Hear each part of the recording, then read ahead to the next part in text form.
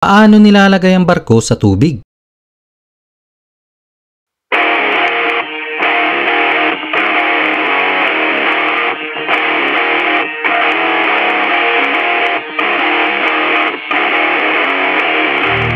Tulad ko, isa ka rin ba sa nagtatanong kung paano nilalagay ang mga barko sa tubig after itong gawin? Pues sa bidyong ito ay malalaman mo na kung paano nila ito ginagawa. Kaya naman suggest ko sa iyo na tapusin mo ang video nang sa ganun ay mas maunawaan mo itong mabuti.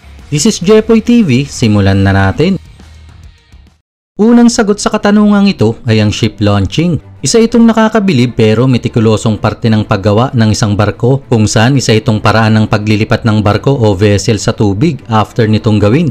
Isa pang tawag dito ay ceremonial ship launching na isang naval tradition sa buong mundo. Kaya naman kung ang inaakala nating madaling proseso ng paglilipat ng barko sa tubig ay madali, ay meron itong iba't ibang aspeto ng architecture, engineering at komplikadong kalkulasyon. Kaya naman ang paglilipat sa tubig ng isang barko ay isa sa pinakamahalaga sa sea voyage na kung saan ay may 4 na uri ng ship launching methods at ito ay ang floating out type launching, gravitational launching, airbag launching at mechanical type launching. Unahin na natin ang gravitational type launching na gumagamit ng gravitational pull mula sa Earth para ilunsad ang barko o vessel at nahati ito sa 3 klase. At ito ay ang longitudinal oiled slide launching, longitudinal steel roller slideway launching at side oiled slideway launching.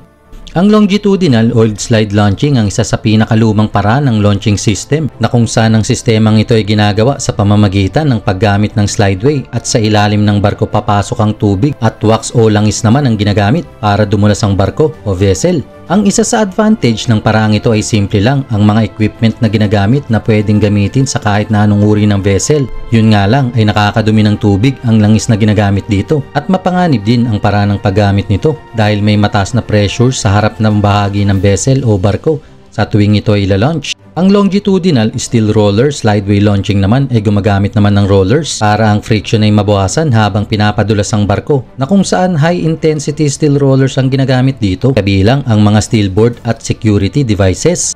Alam mo ba na nakakatulong sa pagpapadulas sa wooden slide ang steel plate habang ang mga slide rails naman ay tumutulong rin para maprotektahan sa mga steel balls. Habang ang net bags ay ginagamit sa dulo ng slide para kolektahin ang mga steel balls para muli itong magamit. Ang paraang ito ay pinaka-epektibo at madaling gawin pero medyo pricey naman ang initial charges nito. Ang side oiled slideway launching system ay isa rin sa mga pinaka-ginagamit na sistema para sa paglulunsad ng barko at meron itong 2 klase.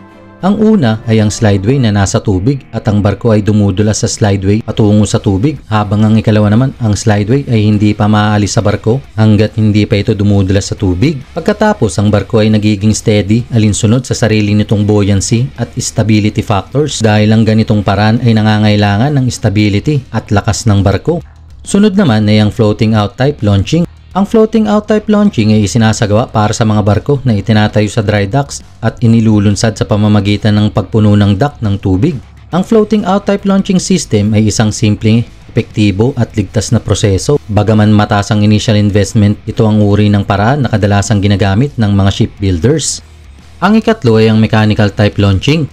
Ang mechanical type ship launching system ay may iba't ibang klase tulad ng crane o ship lift para mai-launch ang barko o vessel sa tubig na kung saan ang construction at maintenance para dito ay may kamahalan habang ang stability at controlling factors dito ay limitado lang kaya naman ang launching system na ito ay masangkop sa mga maliliit na barko kumpara sa mga heavy duty o high tonnage na barko.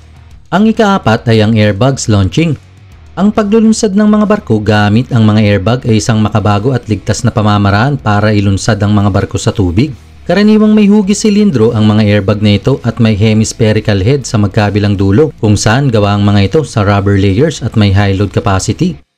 Ang paraang ito ay madaling magamit sa lahat ng uri at sukat ng sasakyang pandagat. Dagdag pa dyan, bukod sa ship launching ay ginagamit din ang mga ship launching airbags sa ship salvaging. Gamit ang wax o langis ay unti-unting pinadudulas ang mga barko o vessel hanggang sa may launch sa tubig na nangangailangan ng malawak na lugar depende na lang sa barkong ilulunsad.